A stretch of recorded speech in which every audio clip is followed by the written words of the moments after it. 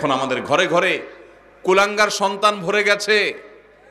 বেশিরভাগ ফ্যামিলিতে বাবা মার চক্ষু শীতলকারী সন্তান নাই।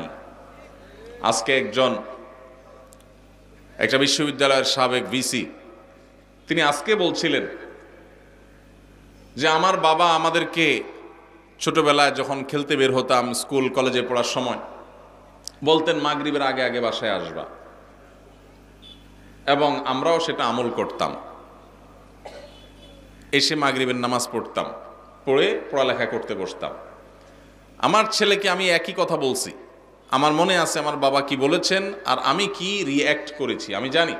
এখন ছেলেকে বললাম একই কথা, বাবা মাগরিবের আগে বাসায় আসতে হবে। ছেলে আমাকে জবাবে বলছে, কেন বাবা, কেন মাগরিব পর আসতে হবে, ওয়াই? আমার বন্ধু বান্ধব সবাই তো মাগরিব পর পর্যন্ত খেলে, কই কারো বাসা থেকে তো এত চাপ দেয় না, তুমি এত জোরাজোরি করো কেন? তো আমি তার কথা শুনে বললাম, আপনার বাবা, ওই ভদ্রলোককে বললাম, আপনার বাবা আপনাকে এত বেশি খাবার নিয়ে পিছনে পিছনে দৌড়াইতে পারে নাই, আপনি আপনার ছেলে পিছনে যতটা দৌড়াইছেন। উনি বলেন সঠিক। আমি বললাম, আপনার বাবা আপনাকে প্রতিবেলা এত মাছ গোশ খাওয়াইতে পারে নাই, আপনি আপনার ছেলেকে যত বেশি মাছ গোশ খাওয়াইতে পারছেন। আপনি একটা বিশ্ববিদ্যালয়ের ভাইস চ্যান্সেলর মানুষ, আপনি আপনার ফিনান্সিয়াল ক্যাপাসিটি খুব বেশি হওয়ার কারণে ছেলেকে শহরে রেখে যত তুলতুলে জীবন দিতে পেরেছেন, আপনার বাবা আপনাকে এতটা সুখ দিতে পারেন নাই। কিন্তু আপনার বাবার আপনি অনুগত সন্তান ছিলেন, বাবার চোখ জুড়িয়েছেন, নয়ন জুড়িয়েছেন, অন্তরকে শীতল করেছেন, আর আপনার সন্তানটা কিন্তু আপনার অন্তরকে শীতল করতে পারে নাই। প্রবলেমটা কোথায়?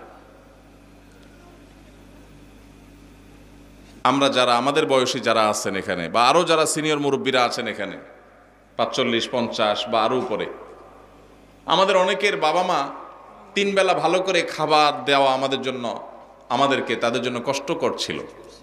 কিন্তু এরপরেও আমরা বাবা মার প্রতি এতটা অনুগত, বাবা মাকে আমরা অনেক ফিল করি, অনেক মিস করি, বেঁচে থাকলেও ফিল করি, আর মরে গেলে আরো বেশি মিস করি, ফিল করি। কিন্তু এখনকার যে আমাদের সন্তানরা, এই সন্তানরা আমাদের বাবা মা আমাদের জন্য যতটা করতে পেরেছেন, এদের জন্য আমরা এর 3 গুণ করার পরও তারা আমাদের বাবা মার প্রতি আমরা যতটা অনুগত, আজকালের সন্তানরা আমাদের প্রতি ততটা অনুগত না। কারণটা কি ভাইরা আমার? সবই তো দিয়েছি, সবই দিয়েছি। আমার বাবা মা যা দিতে পেরেছে আমি তার চেয়ে বেশি দিয়েছি।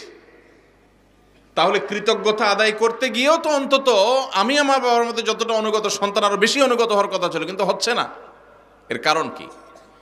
এর কারণ বিশ্লেষণ করা অনেক লম্বা আলোচনার ব্যাপার। একক কোনো কারণ এখানে বলা কঠিন, অনেকগুলো কারণ রয়েছে। এর ভিতরে একটা কারণ হলো আমাদের এই সমাজ ব্যবস্থা, এটা পশ্চিমা সংস্কৃতি দ্বারায় এত বেশি প্রভাবিত হয়ে গেছে যে আমাদের সন্তানরা এখন তারা এদেশীয় সংস্কৃতি, এদেশে মানুষের কৃষ্টি, কালচার, সভ্যতা, এদেশের মানুষের তাহজিব, তামাদ্দুন এবং অ্যাজ এ মুসলিম ইসলামের যে কৃষ্টি কালচার, সেই জায়গা থেকে অনেক দূরে সরে গেছে। আমাদের তরুণদের একটা বড় অংশ তারা বিপদগামিতার দিকে চলে গেছে। এর কারণ যেমন পশ্চিমা সংস্কৃতির আগ্রাসন আছে, নাটক সিনেমার নামে, বিনোদনের নামে যেগুলো দেখছেন সারাক্ষণ, আপনার ভেতরের জগৎকে পরিবর্তন করে দিচ্ছে। সেগুলো আপনার ঈমান, আমল, চিন্তাধারা সবকিছুকে প্রভাবিত করে নিজের অজান্তে চেঞ্জ করে দিচ্ছে। আপনি মুসলমান থাকছেন নামে আর খোলসে, ভেতর থেকে আপনাকে পরিবর্তন করছে, আপনি টেরও পাচ্ছেন না। আপনার সন্তানকে আপনি শিক্ষা দিচ্ছেন, স্কুল, কলেজে, ইউনিভার্সিটিতে শিক্ষা নিতে গেছে যে সন্তান, সেখান থেকে শিক্ষার উপরে ভর করে পশ্চিমার যে সংস্কৃতি আসছে সেটাও সে ধারণ করেছে, শিক্ষিত হচ্ছে, পাশাপাশি সে পশ্চিমা ধ্যান ধারণায় বিশ্বাসী হচ্ছে। এর ফলশ্রুতিতে ইসলামের যে ট্র্যাক, ইসলামের যে সুমহান শিক্ষা, সেই শিক্ষা থেকে বঞ্চিত হয়ে ধ্বংস হয়ে যাচ্ছে। এর অনেক কারণের ভিতরে একটা কারণ হলো সন্তানকে আপনি সেইভাবে হালাল খাবার খাওয়াতে পারতেছেন না আপনার বাবা মা যেটা আপনাকে খাওয়াতে পেরেছে। আপনার বাবা মা অনেক কষ্ট করে অল্প খাওয়াইছেন, কিন্তু হালাল খাওয়াইছেন, তার বরকত ছেলের মধ্যে আপনি পাইছেন। আপনি আপনার ছেলে মেয়েকে যা খাওয়াচ্ছেন বুকে হাত দিয়ে বলতে পারবেন না যে টনটন করে বাজবে, এতটা হালাল এবং পিওর, যেটা আপনার বাবার সম্পদের মধ্যে ছিল সেটা যদি আপনার সন্তানের মধ্যে আপনি করতে পারেন, ইনশাআল্লাহ এই যুগেও আপনার সন্তান সবচেয়ে সভ্য, ভদ্র এবং মাথা নিচু করে বিনম্রতার সাথে আপনাকে শ্রদ্ধা নিবেদন করবে। এই জন্য সন্তান খাইলো কি খাইলো না এটার জন্য যতটা মরিয়া মায়েরা, এর চেয়ে বেশি মরিয়া হবেন সন্তানের পেটে হালাল ঢুকছে নাকি হারাম ঢুকছে বিষয়টা নিয়ে। আল্লাহ আমাদেরকে সেই তৌফিক দান করুন। আমার স্বামী প্রবাসে থাকে, কেনাকাটার সব কিছু আমার করতে হয়, এক্ষেত্রে কি আমি গুনাহগার হব? কোনো বোন তার স্বামী যদি প্রবাসে থাকেন, দেশে তার বাজারঘাট করে দেওয়ার মতো কোনো মানুষ যদি না থাকে, তিনি যদি বাজারঘাট করার জন্য, কেনাকাটা করার জন্য যাওয়া লাগে, শরঈ পর্দা মেনটেন করে তিনি যেতে পারবেন, কিনতে পারবেন। তবে যদি অন্য কোনো পুরুষ লোক থাকেন আশেপাশের যাদের দিয়ে কেনাকাটা কাজটা সারা যায়, তাহলে সেটাই করা উচিত, ওইটাই অধিকতর উত্তম। এবং আজকাল অনলাইনে অনেক জিনিসপত্র কেনাকাটা করা যায়, বিশেষ করে শহরে চাইলেই অনলাইনে কল করলে বাসায় বাসায় মাল চলে আসে। সেই পদ্ধতি অবলম্বন যাদের করার সুযোগ আছে তারা সেটা করা উচিত। একান্ত কোনো উপায় না থাকলে তিনি অবশ্যই যেতে পারবেন, কিন্তু পর্দা মেনটেন করে। অনেক সময় আমাদের বোনেরা এই সুতা দিয়া, এই উজুহাত দিয়া লাগবে লবণ 1 কেজি, বাজারের এ মাথা থেকে ওই মাথা পর্যন্ত 7 চক্কর তওয়াব দিয়ে ফেলে, আছে না নাই? এই জন্য ইন্নামাল আমালু বিন্নিয়াত। আপনার স্বামী প্রবাসে আছে, বাজারে যাওয়া জায়েজ আছে, হুজুরের কাছে মাসালা নিয়েছেন, নিয়ে এবার বাজারে বাজারে ঘুরতেছেন অহেতুক। পর্দার সাথে গেলেন না বেপর্দার সাথে গেলেন, তাহলে অবশ্যই আপনি গুনাহগার হবেন। এই জন্য বোনরা আল্লাহকে ভয় করবেন, যতটুকু আপনার না হলে নয় ততটুকু আপনি করতে পারবেন, অবশ্যই পর্দার সাথে। আমি পর্দা করে চলতে চাই, কিন্তু যেই পরিবার যৌথ পরিবার হওয়ার কারণে পর্দা করে চলতে পারি না, এক্ষেত্রে আমার করণীয় কি? যৌথ পরিবারে পর্দা করাটা একটু কঠিন, একটু কষ্টের, ডিফিকাল্ট। এক্ষেত্রে দরকার হয় সবার সহযোগিতা।